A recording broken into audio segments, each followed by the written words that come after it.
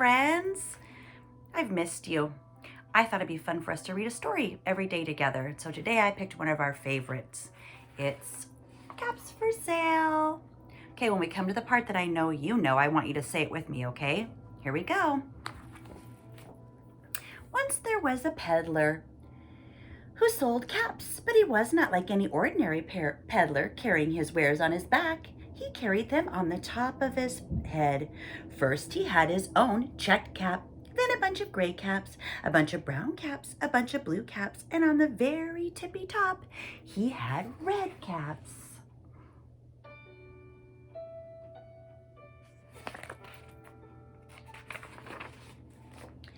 He walked up and down the streets, holding himself very straight as to not upset the caps.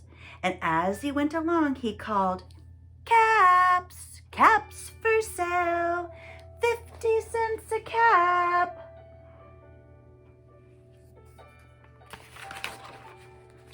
One morning, he couldn't sell any caps. He walked up the street and he walked down the street, calling, "Caps, caps for sale, 50 cents a cap." But nobody wanted any caps. That morning, nobody wanted even a red cap. But he began to feel very hungry, but he had no money for lunch. "I think I'll go for a walk in the country," he said, and he walked out of town slowly, slowly, as to not upset the caps.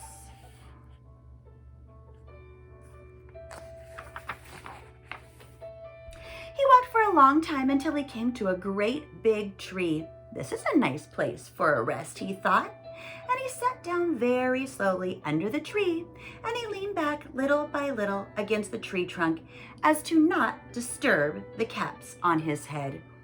Then he put his hand to feel if they were straight. First his own check cap, then the gray caps, then the brown caps, then the blue caps, the red caps on the very tippy top.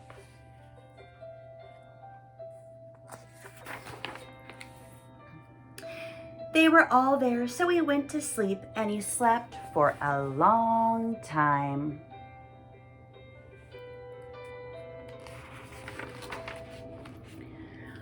When he woke up, he was refreshed and rested.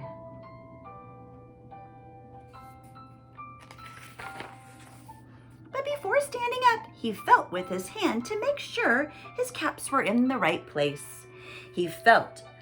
All he felt on top was his own checked cap.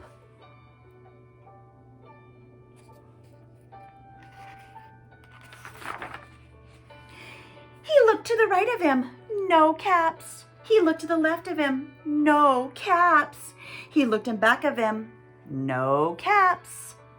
He looked behind the tree, no caps. Where were all the caps, friends? He looked up into the tree, and what do you think he saw? I think you might have guessed it. On every branch sat a monkey, and on every monkey there was a gray or a brown or a blue or a red cap.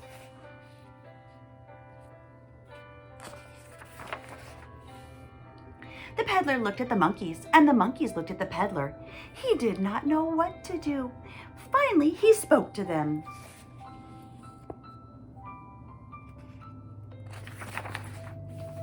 "You monkeys, you," he said, shaking his finger at them. "You give me back my caps."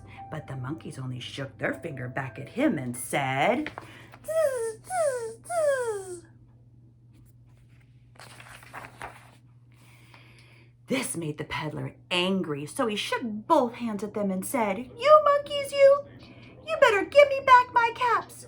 But the monkeys only shook both of their hands at him and said, "Zzz, zzz, zzz." Now he felt quite angry. He stamped his foot and said, "You monkeys, you better give me back my caps." But the monkeys only stamped their feet back at him and said, "Zzz, zzz, zzz."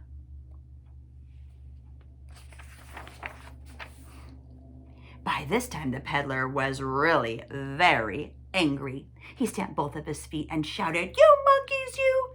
You must give me back my caps!" But the monkeys only stamped both of their feet back at him and said, "Zzz, zzz, zzz." At last, he became so angry that he pulled off his own cap and he threw it on the ground and began to walk away.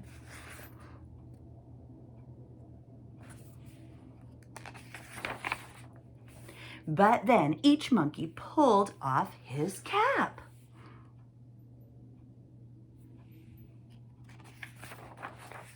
And all the gray caps and all the brown caps and all the blue caps and all the red caps came flying out of the tree.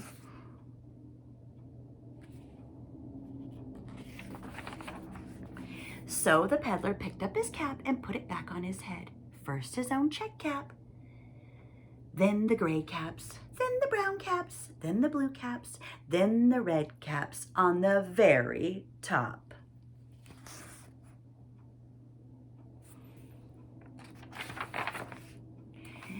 And slowly, slowly, he walked back to town calling, "Caps, caps for sale, 50 cents a cap." The end. Friends, thanks for joining me for that fun story.